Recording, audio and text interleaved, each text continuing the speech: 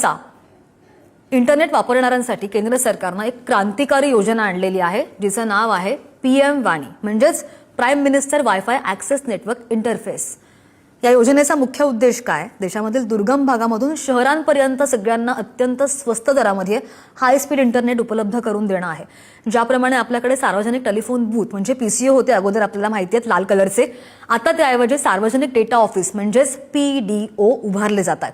त्यामुळे तुम्हाला मोठ्या टेलिकॉम कंपन्यांच्या महागड्या प्लॅन्सवर अवलंबून राहण्याची बिलकुल गरज नाहीये। तुम्ही तुमच्या गरजेनुसार अगदी लहान कालावधीमध्ये देखील डेटा पॅक खरेदी करून सार्वजनिक ठिकाणी हाय स्पीड वायफाय वापरू शकणार आहात।